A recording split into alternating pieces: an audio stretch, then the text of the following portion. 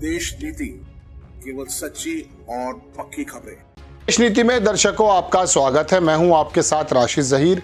मणिपुर तो देश का हिस्सा ही है और वहां के लोगों की परेशानी क्या आपकी और मेरी नहीं होनी चाहिए?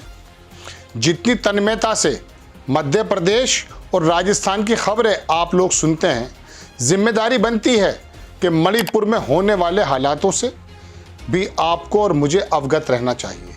ताज़ा खबर यह है कि सीएम वीरेंद्र सिंह के जो घर पर आगजनी करने की कोशिश की गई है। 2 विद्यार्थियों को मार दिया गया था, आपको मालूम है। हिंसा भड़की हुई है। भारतीय जनता पार्टी के कार्यालय को भी एक दिन पहले फूंक दिया गया था और भारतीय जनता पार्टी की जो अध्यक्ष हैं उनके घर पे भी हमला करने की कोशिश की गई थी, आपको सब मालूम है। ताज़ा खबर, मणिपुर के सीएम के घर पर भी आगजनी करने की कोशिश की गई। कितनी ज़्यादा नफरतें बढ़ चुकी हैं, खास करके सत्ता दल के नज़दीक या सत्ता दल के लिए। आप देखें खबर, हालांकि इसे आज तक वगैरह सब बड़े संस्थानों ने छापा है, लेकिन मैंने प्रभात खबर से खबर उठाई। इम्फाल घाटी में बड़ा विरोध प्रदर्शन, सीएम बीरेन सिंह के घर पर हमले की कोशिश। कितना ज़्यादा वहाँ मैं कह रहा हूँ हिंसा हो चुकी है कि हालात ये हैं कि सीएम के घर को भी नहीं छोड़ा जा रहा है। अखबार लिखता है कि मणिपुर में हिंसा थमने का नाम नहीं ले रही है। इस बीच पुलिस ने बताया कि भीड़ ने मणिपुर मुख्यमंत्री के परिवार के खाली आवास पर हमला करने की कोशिश की। सुरक्षा बलों ने प्रयास को विफल किया। खबरों की माने तो मणिपुर के मुख्यमंत्री एन बीरेन सिंह के पैतृक आवास पर गुरुवार की यानी कि कल रात को भीड़ ने हमला करने का प्रयास किया। इस दौरान सुरक्षा बल मुस्तैद नजर आए। उन्होंने हमले के प्रयास को विफल कर दिया। पुलिस की ओर से ये जानकारी दी गई है। यहीं चर्चा कर दें कि मुख्यमंत्री अपने पैतृक आवास पर नहीं रहते, वो दूसरी जगह रहते हैं, लेकिन फिर भी सीएम का घर तो है। अखबार लिखता है कि एक पुलिस अधिकारी ने कहा कि इम्फाल के हिंगांग इलाके में मणिपुर के मुख्यमंत्री के पैतृक आवास पर हमला करने की कोशिश की गई। सुरक्षा बलों ने भीड़ को आवास से 100 मीटर पहले ही रोक दिया। उन्होंने कहा कि आवास में कोई नहीं रहता, लेकिन बड़ी खबर क्या है वो देखिए कि वहाँ उग्रवादी लोगों को उकसाने का काम कर रहे हैं। अमित शाह हवाई जहाज से या दूसरे सेना के जहाज से राजस्थान जा रहे हैं। प्रधानमंत्री जी जो हैं वो रैलियां कर रहे हैं। मणिपुर कौन जाएगा साहब? लिखता है अखबार के इम्फाल में उग्रवादियों को खुलेआम घूमते भीड़ को भड़काते देखा गया है। इसी बीच सुरक्षा एजेंसी के लिए सबसे बुरी आशंका सच साबित होती दिख रही है, क्योंकि इम्फाल घाटी में उग्रवादियों को खुलेआम घूमते और भीड़ को उकसाते देखा गया। बड़ी लंबी खबर है, मैं आपको क्या बताऊंगा, लेकिन बस ये दिखा देता हूँ कि अभी एक दिन पहले मणिपुर में बीजेपी कार्यालय में भीड़ ने आग लगा दी थी। वो आपने देख ली थी वीडियोस।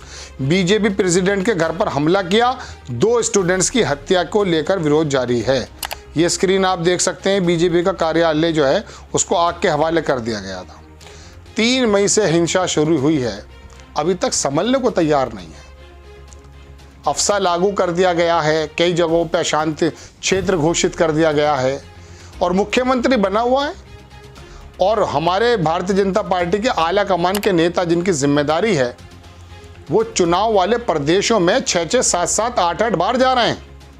कार्यकर्ताओं की मीटिंग ले रहे हैं, आरएसएस के लोगों की मीटिंग ले रहे हैं। उधर वसुंधरा को मनाया जा रहा है, उधर शिवराज का टिकट काटा जा रहा है। अरे ये अपने काम तो कर लीजिएगा, लेकिन देश का एक हिस्सा आग के अंदर लपेटे में है, उसके बारे में आप महीनों से क्या करना है? मैं दर्शकों एक बात बता दूं आपको कि मैंने आपको बहुत पहले बताया भी है कि मणिपुर के अंदर जो आदिवासी और कुकी समाज के लोग हैं वो ज़्यादातर पहाड़ पे रहते हैं और उनका क्षेत्रफल भी ज़्यादा है। लेकिन प्लेन पर जो रहने वाला दूसरा समाज है वो बेसिकली भारतीय जनता पार्टी का मजबूत वोटर है। तो जिस तरह से आपको याद होगा, लखीमपुर खीरी के जो वो टैनी साहब हैं, उन्होंने कहा था इलेक्शन से पहले कि सारी सीटें भारतीय जनता पार्टी जीतेगी। कितना भी सोच लें कि किसानों ने यूँ कर दिया, और हुआ भी यूँ है। बहुत सारी सीटें वहाँ भारतीय जनता पार्टी ने जीती, क्योंकि वो आश्वस्त थे कि हमारा वोटर हमारी तरफ है। ऐसे ही तादाद में जो ज़्यादा लोग हैं वो ज़मीन पर रहते हैं, वो भारतीय जनता पार्टी के वीरेंद्र सिंह के समर्थक हैं। तो वहाँ भारतीय जनता पार्टी या वीरेंद्र सिंह बिल्कुल शांत बैठे हैं कि साहब इलेक्शन अगर होंगे 2-4 सीटों का मसला हम ही जीत लेंगे। लेकिन फिर भी वो कुकी समाज जो है, जिनके बारे में पूरी दुनिया लिख रही है, और अभी मैंने आपको पिछली रिपोर्ट में बताया था कि 21 ब्रिटिश सांसदों ने अपने जो है कॉमन हाउस के अंदर एक ईडीएम लाया, इनका प्रस्ताव टाइप का लाया गया। उन्होंने मणिपुर के ऊपर बात की है कि वहाँ ईसाइयों का परसिक्यूशन हो रहा है। इस बारे में चिंता का विषय तो होना ही चाहिए, लेकिन चिंता कब करेंगे, जब तक आप पे सूचना हो। अब जितने बड़े संस्थान हैं उन्होंने अपनी सारी सलाहियतें तो लगा इस बात पर दी हैं कि मध्य प्रदेश में बड़े बड़े नेता उतार दिए हैं, और हमें कितनी रकात का फायदा भाई, उतरे ना उतरे, वो एमपी है एमएलए, हमारा इससे क्या मतलब है। आप हमें ये बताइए कि वो एमपी बने या एमएलए बने या प्रधानमंत्री बन जाएं, हमें इससे मतलब क्या। हमें तो जो वादा करके गए हैं वो उनको पूरा होने वाली बात देखनी चाहिए। इसी बात में आपको भी मज़ा आ रहा है, मुझे भी मज़ा आ रहा है, लेकिन मणिपुर चल रहा है साहब। आपको खबर कैसी लगी अपनी राय कमेंट्स बॉक्स में ज़रूर दीजिएगा। चैनल को सब्सक्राइब कीजिए, शेयर कीजिए। नेक्स्ट टाइम मैं किसी खबर के साथ आता हूँ। जय हिंद।